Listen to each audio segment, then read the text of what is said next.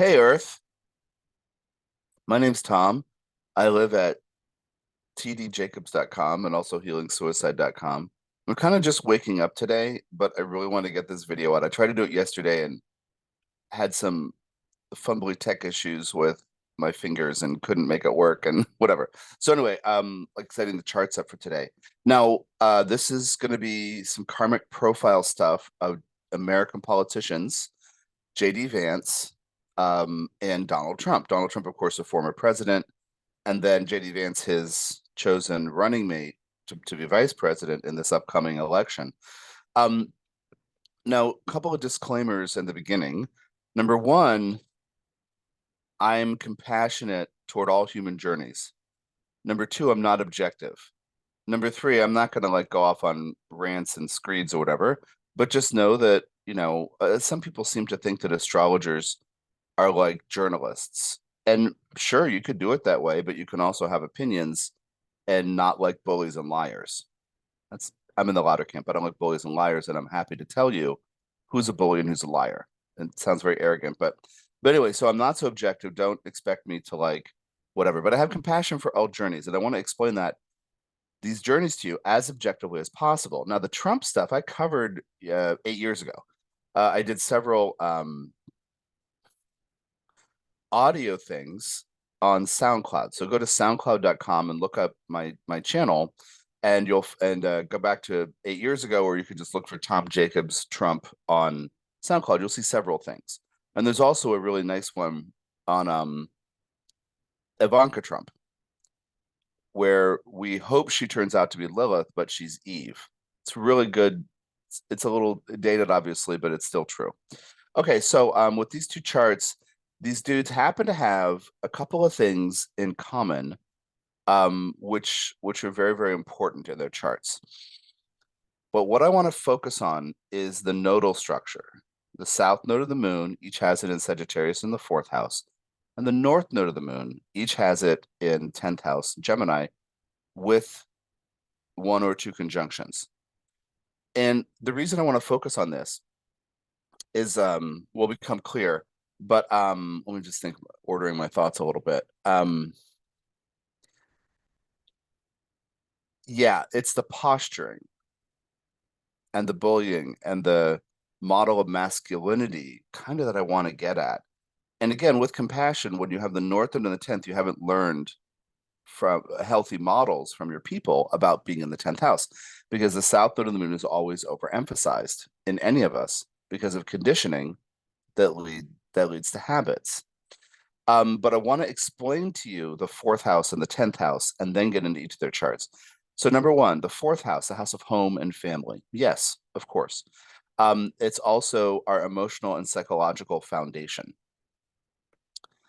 The family of origin in any given life, in every life, teaches us how to deal with our emotions, how to deal with self-care, how to, do my needs matter? What do I need? What is family like? What is safety? How can I organize myself and have a solid foundation? That's what we learn in the fourth house. And of course, it's about literal home and family, by extension, community, by extension, belonging. So it's a very rich part of the chart. And when you have the south node in the fourth house, you are defined in many ways by family and tradition and community. Sometimes nation, sometimes patriotism, sometimes community. But we're defined by these things. And one way to think of that is, expectations of what it means to be an adult, or what kind of work is important regarding family expectations. But also perhaps defined by a family business, perhaps having very heavy expectations of who you should be. Now, the 10th house contrast is creating a place for yourself in the world where you can make a difference in ways that matter to you.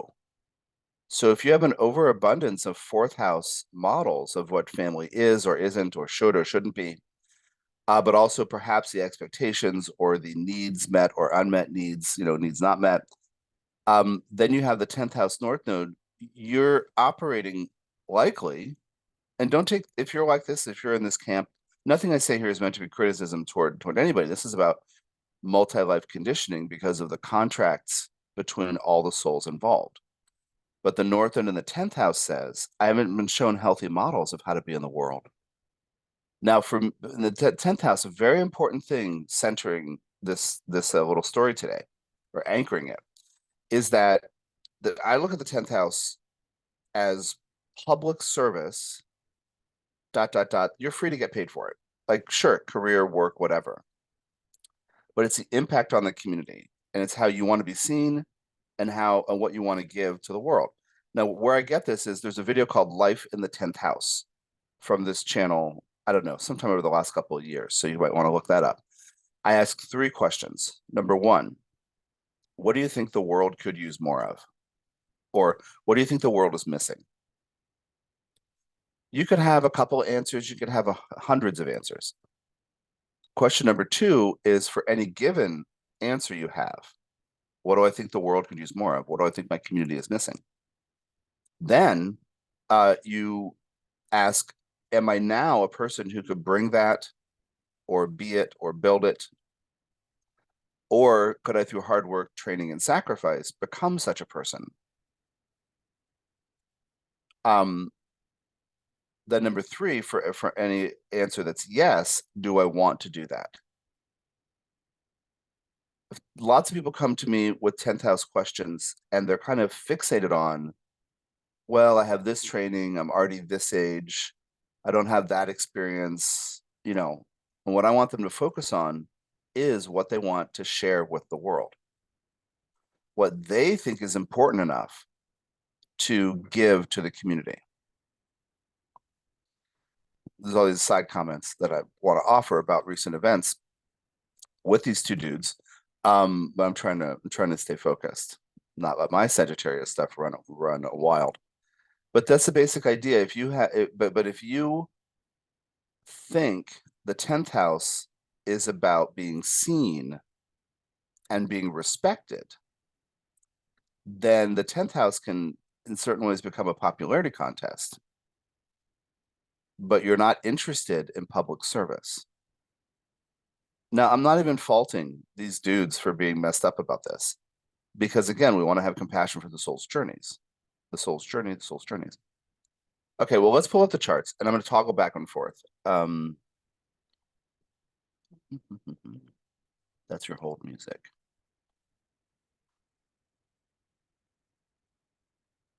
All right, so what am I doing here? I guess I could say slideshow and then toggle back and forth, right? From beginning.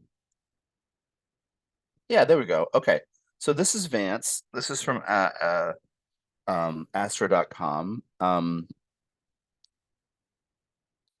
Now, when I do karmic analyses, I skip a lot in the chart because I want to focus on certain themes. So this is not a complete exhaustive thing.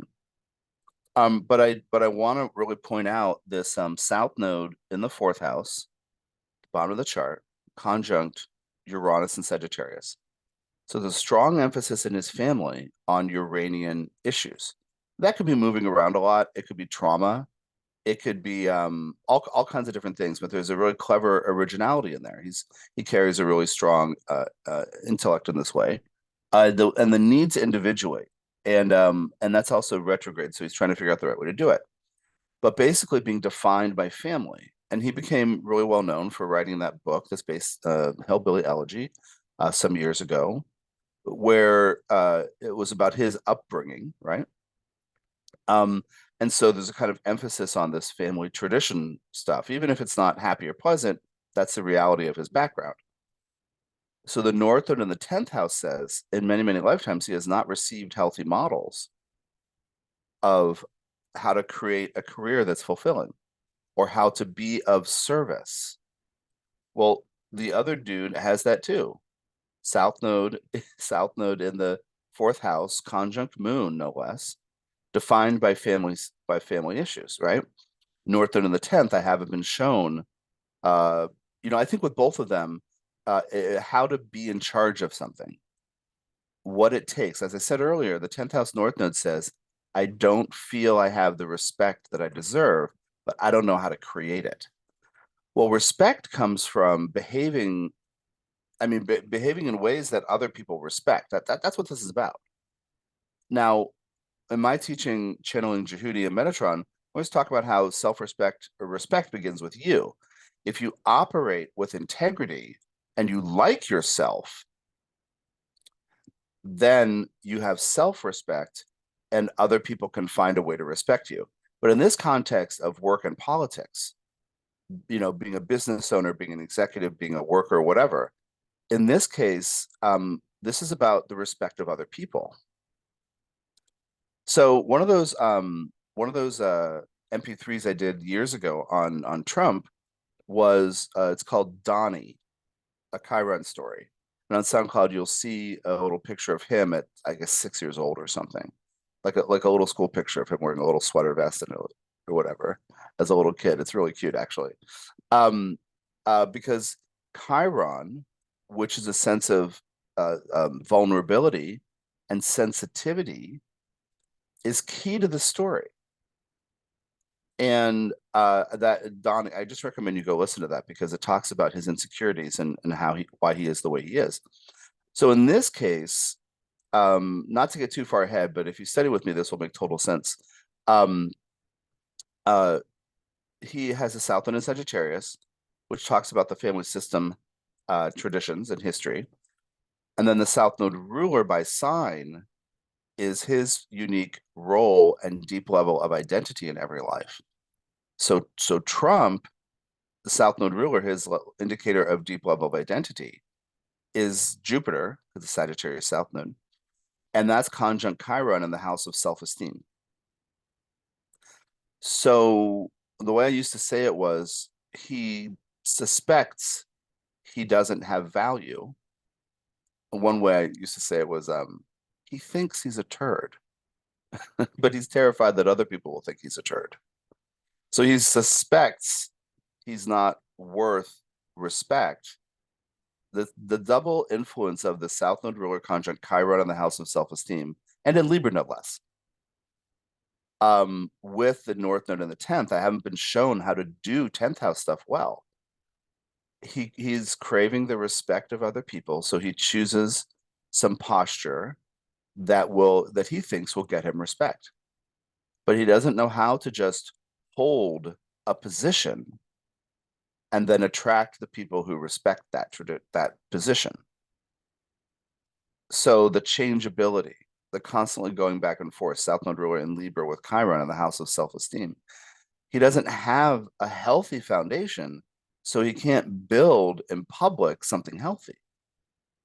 And everything in the 10th house, by the way, success with the 10th house in any of us requires, unless we're building a house of cards that will topple over, a solid foundation in the 4th house.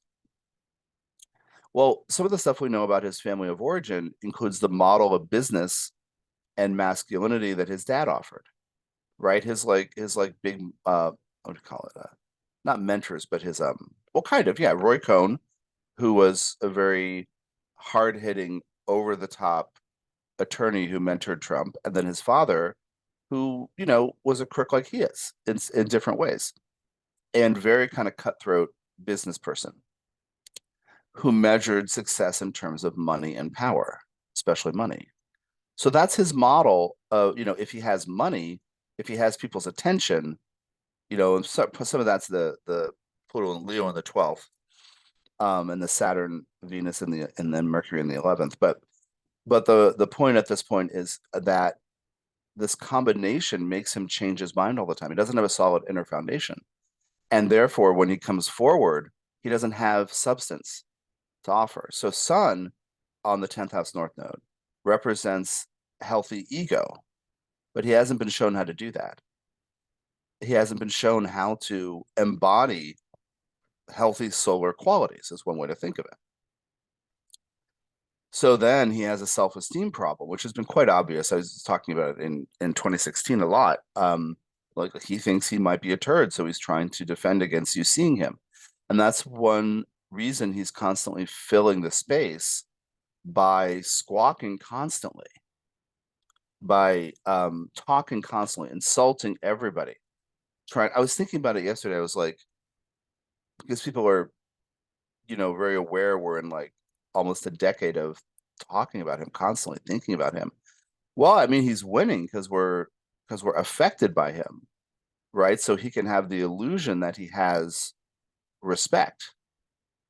Okay, so anyway, but the 10th house north node says, I'm not sure how to be in public.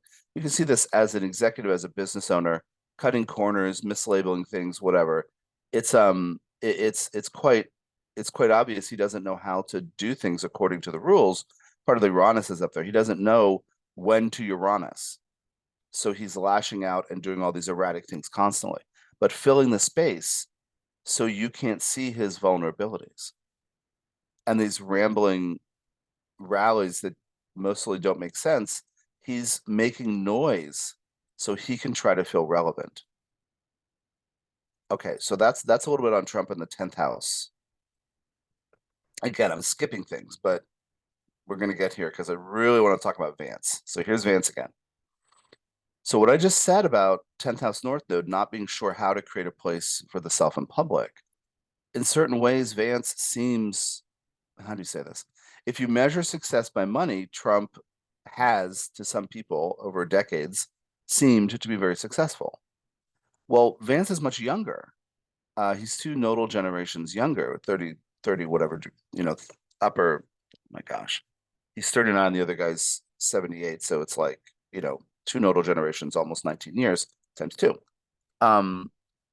So Vance has had less time to do all these things. But when you learn about his work history, like what did he do at this venture capital business? He didn't do anything and didn't show up and all the so this sense of being a responsible executive, being a responsible whatever, he doesn't have that. He's posturing like Trump is. Trump is the absolute self-esteem problem. He's like the poster boy for self-esteem problems. Well, Vance is trying not to be seen because he has the Chiron in the 10th. Now, Chiron makes us sensitive to how other people see us. So Trump has the South Node ruler, he in every life he shows up as Chiron in Libra in the second house, vulnerable to how other people see him. He doesn't have a solid sense of self. I mean, that's what it really comes down to. And we've heard things like his opinion on something has to do sometimes with more when he was in the Oval Office than now. The last person he talked to, the last person who gave him feedback or advice. But with Vance, well, let me just say this about Vance as well. We see Pluto in the third house, and also, and it's in late Libra, and also Moon is in Libra in the third house too.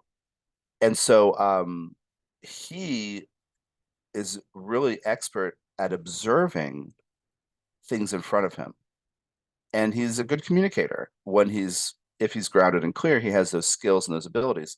But he's got that moon in Libra. So he's also self-conscious about how other people may see him, especially how he sounds, because it's through communication and perception with the third house.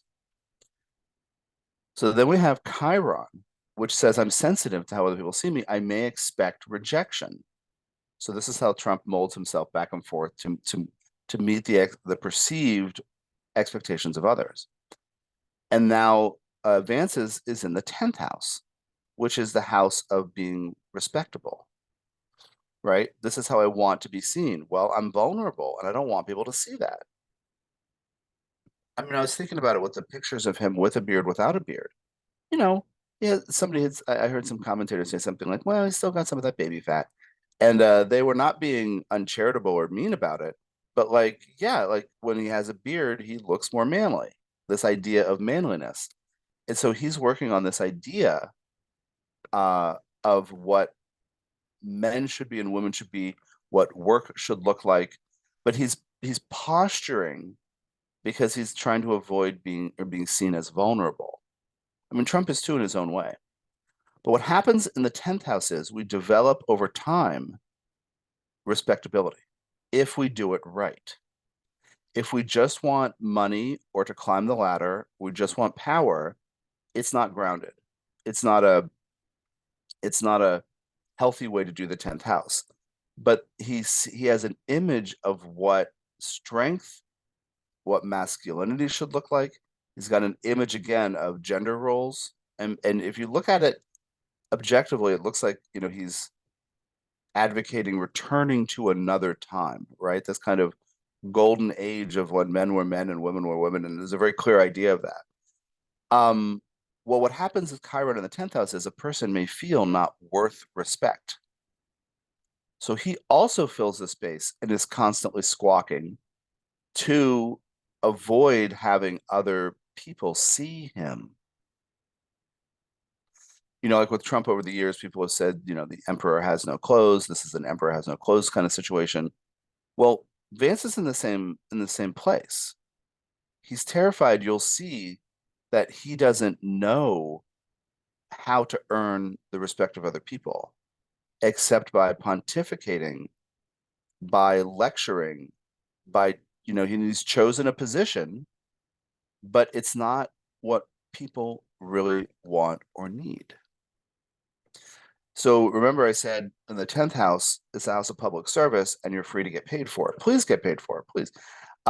But if you don't listen to people because you're afraid of having to listen, like if this clip from this last week about the visiting on the campaign trail a donut shop and asking the people, how long have you worked here? And someone will say 2 months, and then he'll ask the next person. He doesn't know how to talk to people. It's socially awkward, right? But it's not because he's not intelligent. It's because he has all these defenses preloaded because he doesn't really want to be seen. So he's trying to manage and control this thing through this model, this idea of what a strong person or man would look like. So, and the whole thing about, okay, let me just also talk about this with the karmic story. We give off what I call karmic vapors. And they're memories, they're residues of memories from other lifetimes that are buried or stored deep in the unconscious. And like I give off karmic vapors with my South Node ruler and different things. I give off karmic vapors of teacher. So people when I was a kid told me over and over again, because I had memories of being a teacher, they were like, "Oh, you should be a teacher." Well, I remember they're somehow being affected by my many life memories, and some of them may have known me in different lives where I am a teacher. And I was always like, grumble, grumble, no, because I had certain ideas about what it meant, and I didn't want to do that. Now I grew up, I'm a teacher, but there are different ways to do it, of course, many different ways. But it was giving off an impression, essentially. So one of Vance's impressions that he gives off is, I remember how painful it is to be disgraced. Now, bear with me. This whole thing about inappropriate behavior with furniture, or maybe not inappropriate, whatever, people can do whatever they want. But there's a little thing about the shaming of that, being a laughing stock is kind of what I want to get at. That's happened for him in certain lifetimes. And he's not conscious of that, but he unconsciously remembers it and is afraid of ridicule.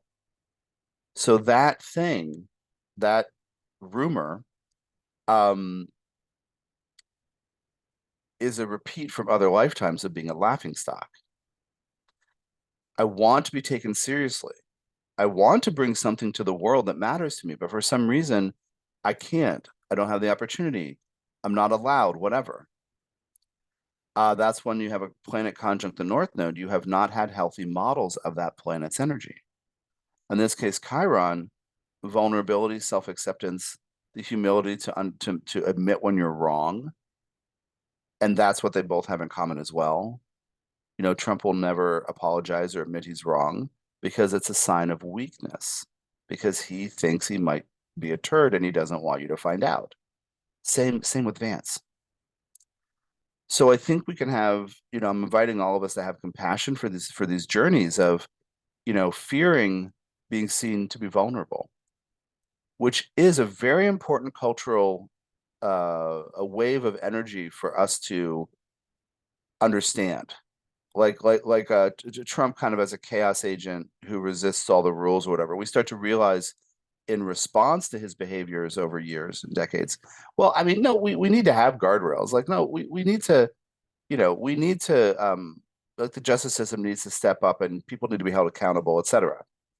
It's not worked spectacularly, but in the conversation, in the cultural conversation, it's been really important to clarify values. The whole thing about how proud he is about having appointed the Supreme Court justices who tipped the scales to overturn Roe v. Wade with the Dobbs decision. Well, yeah, like, but again, it's like not what people want, but it's what he thinks strength should look like. So they can't listen because they're afraid to be seen, so they can't organically engage, and there's all this posturing. And a lot of it is about masculinity. And that's what I'm saying, like as a cultural conversation, what is masculinity? What does it look like? I did a video a few months ago, something like patriarchal versus the masculine versus divine masculine. And if you're afraid that the size of your genitals has to do with your masculinity, if you're afraid that people won't see you as virile, yeah, I almost said that wrong. Yeah, virile and potent and very strongly masculine, or whatever. If you're afraid of all that stuff, there's work to do, and this is something we're healing as a patriarchal philosophical backdrop to our, thousands of years of life on Earth has starting to unravel and unwind. Masculine people are afraid of being seen as vulnerable. So, and this is why that's why boys bully each other. That's why kids bully each other. Not feeling safe, needing to posture, being afraid of being seen as weak. Yeah, I did some work on this, I think again on SoundCloud. It might be on YouTube. I'm not sure if I transferred it into a video. But there's also a thing on the United States Chiron in the fourth house, the wounding on the inside, about vulnerability and sensitivity. And for me, this is where a lot of the gun culture stuff comes from. Not legit, I have a gun for some purpose, but the kind of like pry this thing from my cold dead hands, that whole like overreaction due to the NRA's politicking and fear mongering over the last few decades. That whole bit is indicative of this fear. And I tie it together with entertainment media that is about the Western mythos in the US. Anyway, I have a lot to say about all that, but this posturing about what masculinity looks like, that's all I see when I see JD Vance's face and when he's talking. He's like, I wonder if he practices and then in the mirror or evaluates if it was masculine enough what he said and how he said it. But they're both working hard to avoid being seen as vulnerable. Yeah. I think there's one other thing I wanted to get to. They both have stuff in Leo in the 12th, which stuff, especially like Vance has Sun in the 12th. Trump has Pluto and Mars in the 12th. And that could make us very sensitive to our environments, but they don't receive, they only spew things to avoid being seen. So people with 12th house planets sometimes need a lot of time alone, which they're fighting that. They're both fighting that because they have to defend their place in the 10th house, that they have the right to be seen and heard. Anyway, so Kamala Harris and Tim Walz are quite strong contrasts. And there'll be videos, especially on Harris, coming up to help you understand her karmic journey. We have birth times for these three people. I don't know about Walz. I haven't looked yet. But yeah, we have birth times for three of these four people, at least three of these people, which is kind of amazing. Okay, so that's going to be the end of this video. I just wanted to talk about this posturing and this masculinity stuff and this being afraid of being seen to be vulnerable, which would mean weak. And that's why all this posturing about the masculine stuff and what women should be doing and what men should be doing. I feel like I left out a lot of context and details, but I wanted to give you the themes at least and set this up for your understanding. In the description below, I'm putting for a while, I don't know how long, but I'm putting a link to 30% off my Evolutionary Astrology Fundamentals 1 and 2 home study courses. After that, starting with Intermediate 1, I do live classes, but you need to get certain things under your fingers, as a musician might say, like certain things you need to understand the philosophical background of the new paradigm of how I do evolutionary astrology. Because I learned from some people, primarily Stephen Forrest, and then I went to Hermes, the Ascended Master Hermes. Also, I call him Jehudi, though he calls himself elsewhere Thoth and Saint Germain. And so you really need to kind of understand a new way of looking at soul, and those courses really help with that and start the process. So even if you studied with Stephen or with Jeff Green or one of his graduates, if you want to study with me or learn how to do this karmic analysis, which today you just got a little snapshot. But if you want to do that, start with those home study courses. And so I'm doing a 30% thing for people who are seeing this video. So anyway, thanks for your time and energy. And yeah, I'll catch up with you soon. Bye.